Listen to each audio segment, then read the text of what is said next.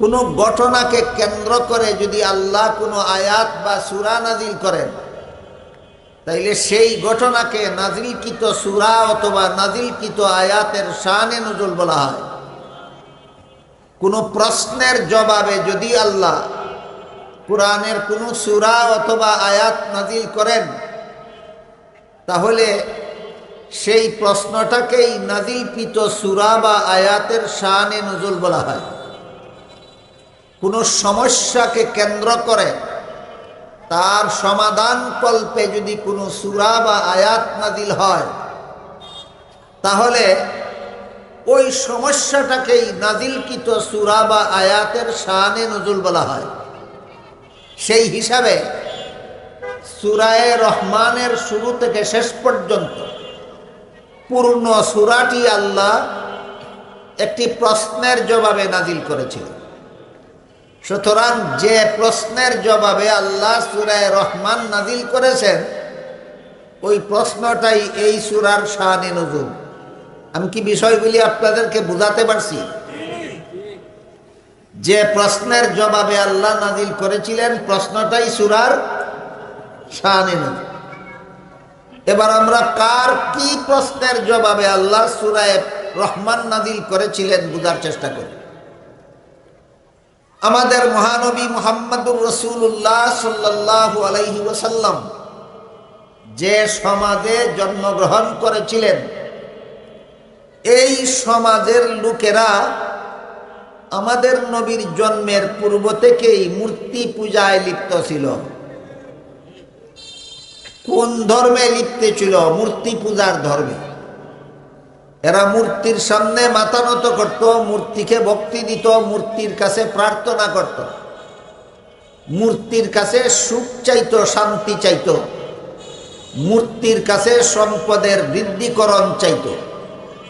তবে আল্লাহকেও আল্লাহ নামে ডাকত, আল্লাহকেও আল্লাহ নামে ডাকত এবং আসমান জমিনের সৃষ্টিকর্তা কোনো মূর্তিকে নয়, আসমান জমিনের সৃষ্টিকর্তা আল্লাহকেই বিশ্বাস করত। তাহলে এদের একক ধর্ম ছিল না দ্বিমুখী ধর্ম ছিল? দ্বিমুখী ধর্ম ছিল। মাথা নত করে দেবতার সামনে, প্রার্থনা করে দেবতার সামনে, সুখ দুঃখ চায় দেবতার কাছে, আর বিশ্বাস করে আসমান জমিনের সৃষ্টিকর্তা আল্লাহ, সমস্ত জগৎবাসীর সৃষ্টিকর্তা আল্লাহ। এ মর্মে আল্লাহ এক আয়াতে বলেন, ওয়ালা ইন সাআলতাহুম মান খালাকাস সামাওয়াতি ওয়াল আরদা লা ইয়াকুলুন্নাল্লাহ। অর্থাৎ হে রাসূল করিম সাল্লাল্লাহু আলাইহি ওয়াসাল্লাম, আপনি যদি মক্কার মূর্তি পূজারীদের জিজ্ঞেস করেন আসমান জমিনের সৃষ্টিকর্তা কে, তারাও বলবে না কোনো দেবতার নাম, তারাও বলবে সৃষ্টিকর্তা একমাত্র আল্লাহ। কাজেই একমাত্র আল্লাহকে সৃষ্টিকর্তা বিশ্বাস করার পর অন্য কারো কাছে সুখ দুঃখ, সন্তানাদি, সম্পদ ইত্যাদি চাইলে যদি ঈমান থাকতো, তাইলে তো সেই সমাজের মূর্তি পূজারীরাই আপনাদের আগে ঈমানদার বলে গণ্য হয়ে যেত। এই জন্য যে আল্লাহকে আমরা সৃষ্টিকর্তা বিশ্বাস করি, মাথাও একমাত্র তার সামনেই নত করি। যে আল্লাহর কাছে আমরা সৃষ্টিকর্তা বিশ্বাস করি, সুখ শান্তি তার কাছেই চাই। যে আল্লাহকে আমরা সৃষ্টিকর্তা বিশ্বাস করি, সন্তান তার কাছেই চাই, খেতে ফসল বৃদ্ধিকরণের দোয়া তার কাছেই করি। এটার নাম হইল একত্ববাদ। আর যারা আল্লাহকে আল্লাহ নামে ডাকে আর দেবতাকেও আল্লাহর শরীকদার সাব্যস্ত করে, এইরকম ধর্ম পালনের নাম একত্ববাদ নয়, এইরকম ধর্ম পালনের নাম বহুবাদ। এই জন্য মূর্তি পূজারীরা যখন মুহাম্মদুর রাসূলুল্লাহ সাল্লাল্লাহু আলাইহি ওয়াসাল্লামকে বলেছিল যে আল্লাহকে তো আমরাও আল্লাহ নামে ডাকি, তুমি কোন আল্লাহর দাওয়াত দিতে চাও? তখন আল্লাহ সূরা ইখলাস নাজিল করে বলেন, কুল হুয়াল্লাহু আহাদ। তাদের প্রশ্নের জবাবে বলে দিন আমি যে আল্লাহর দাওয়াত দেই সেই আল্লাহ একক, তার কোনো শরীকদার নাই। আল্লাহুস সামাদ, আল্লাহ স্বয়ং সম্পূর্ণ, পরমুখাপেক্ষী নন। আল্লাহ স্বনির্ভরশীল, পরনির্ভরশীল নয়। লাম ইয়ালিদ, আল্লাহ জন্মদাতা হয়ে কোনো সন্তান জন্ম দেন না। ওয়ালাম ইউলাদ, আল্লাহ কোনো মাতা পিতার ঘরে জন্মগ্রহণ করেন না।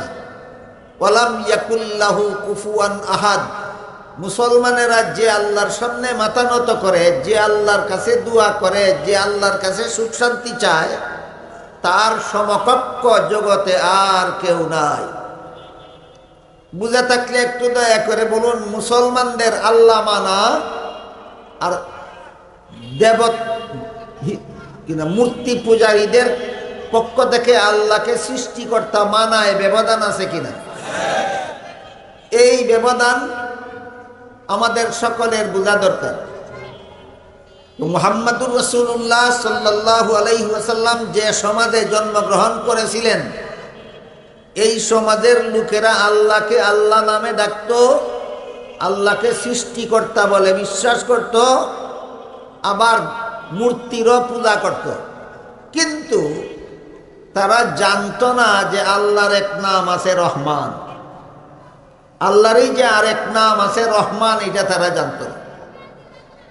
যখন মুহাম্মাদুর রাসূলুল্লাহ সাল্লাল্লাহু আলাইহি ওয়াসাল্লাম প্রচার করলেন যে সেজদা একমাত্র আল্লাহকে করতে হবে, কোনো দেব দেবীর সামনে মাথা নত করা যাবে না, তখন থেকে তারা রাসূলের শত্রুতে পরিণত হয়েছিল। কিছুদিন পরে আল্লাহ একটি আয়াত নাজিল করে হুকুম দিলেন, তোমরা রহমানকে সেজদা করো। স্মরণ রাখবেন, তারা কিন্তু আল্লাহকে আল্লাহ নামে ডাকতো, আল্লাহর যে নাম আছে আল্লাহ সেটা জানতো, কিন্তু আল্লাহরই যে আরেক নাম আছে রহমান সেটা তারা জানতো না। এজন্য আল্লাহ যখন আয়াত নাজিল করে হুকুম দিলেন তোমরা রহমানকে সেজদা করো, তখন ওই তারা প্রশ্ন করে বসলো। এতদিন মুহাম্মদ বলল আল্লাহ ছাড়া আর কাউকে সেজদা করা যাবে না, এখন বলতেছে রহমানকেও সেজদা করতে হবে। তাই একবার আল্লাহকে সেজদা করার পর আবার রহমানকে সেজদা করলে যদি ঈমান থাকে, তাহলে একবার আল্লাহকে সেজদা করার পর আবার দেবতাকে সেজদা করলে ঈমান থাকবে না কেন? বলুন তো, প্রশ্নের ভিত্তি কোন জিনিস?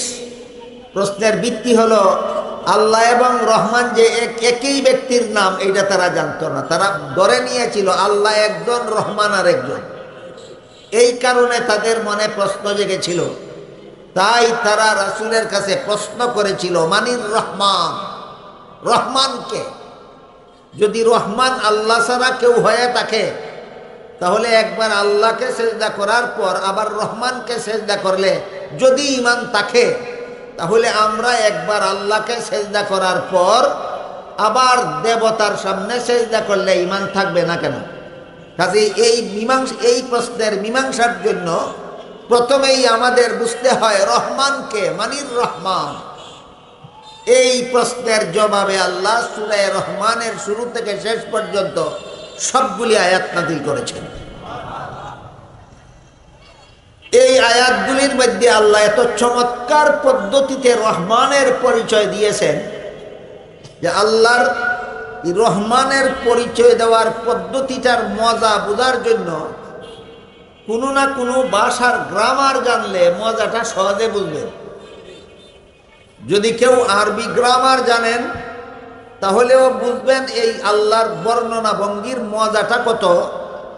যদি কেউ বাংলা ব্যাকরণ বুঝেন, তবুও বুঝবেন আল্লাহর বর্ণনা ভঙ্গির মজাটা কত। যদি কেউ ইংলিশ গ্রামার বুঝেন, তবুও বুঝবেন আল্লাহর বর্ণনা ভঙ্গির মজাটা কত। আরবি ভাষায়, বাংলা ভাষায়, ইংরেজি ভাষায় ছোট্ট কোনো বাক্য যদি গঠন করতে হয়, তাহলে কমপক্ষে 2টা শব্দের দরকার হয়। এক শব্দ দ্বারা বাক্য হয় না। আমি একটা বাক্য, বলুন অন্তত বাংলা ব্যাকরণ পাঠশালায় যারা পড়ছেন তারাই বলুন, আমি একটা বাক্য। না একটা শব্দ? যখন বলবে আমি যাই তখন হবে বাক্য। তাহলে একটা বাক্য এক শব্দে হয় না কমপক্ষে দুই শব্দের দরকার? কমপক্ষে দুই শব্দের দরকার। দুই শব্দের কমে কোনো বাক্য হয় না। অথচ সূরা রহমানের শুরুতে দেখা যায় এক শব্দ দিয়ে এক আয়াত পরিপূর্ণ, সেটা হইল আর রহমান। আর রহমান, এখানে প্রশ্ন জাগে ব্যাকরণের দৃষ্টিতে, ব্যাকরণের দৃষ্টিকোণ থেকে প্রশ্ন জাগে, এক শব্দে তো বাক্য হয় না, সূরা রহমানের প্রথম আয়াত এক শব্দে পরিপূর্ণ হলো কিভাবে? এই প্রশ্নের জবাবে মুফাসসিরিন কেরাম লিখেছেন যে এখানে আল্লাহ পাক রব্বুল আলামিন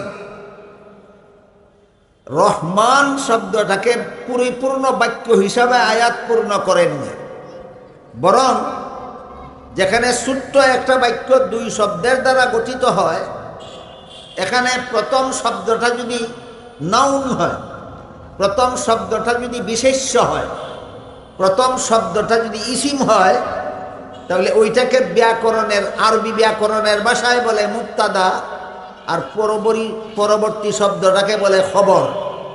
বাংলা ভাষায় আমি যাই, আমি হয় উদ্দেশ্য আর যাই হয় বিধেয়।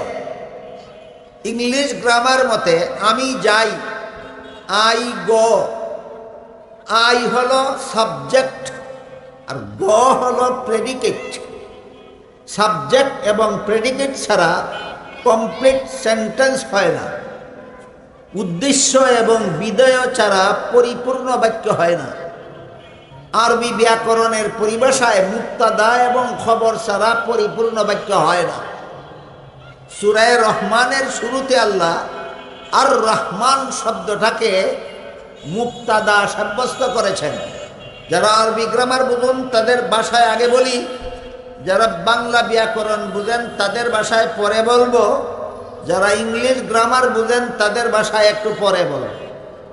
এবার লক্ষ্য করুন, যারা আরবি গ্রামার বুঝেন তারা আর রহমান শব্দটাকে আল্লাহ মুবতাদা সাব্যস্ত করেছেন, পরবর্তী আয়াতকে সাব্যস্ত করেছেন খবরে আউয়াল, তারপরের আয়াত খবরে সানি, তারপরের আয়াত খবরে সালেস, তারপরের আয়াত খবরে রাবে, তারপরের আয়াত খবরে খামেস।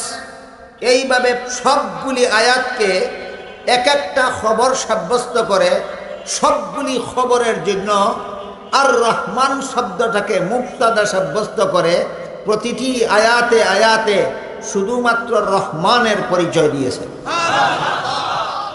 এবার যারা বাংলা ব্যাকরণ বুঝেন তাদের ভাষায় আল্লাহ সূরা রহমানের প্রথম আয়াত আর রহমান, এটাকে উদ্দেশ্য সাব্যস্ত করত, পরবর্তী আয়াতকে প্রথম বিদায়, তারপরের আয়াতকে দ্বিতীয় বিদায়, তারপরের আয়াতকে তৃতীয় বিদায়, তারপরের আয়াতকে চতুর্থ বিদায়, তারপরের আয়াতকে পঞ্চম বিদায় সাব্যস্ত করে সূরার শেষ পর্যন্ত সবগুলি আয়াতকে, এক একটা আয়াতকে এক একটা বিদায় সাব্যস্ত করে সবগুলি বিদায়ের জন্য একটা মাত্র উদ্দেশ্য সাব্যস্ত করে।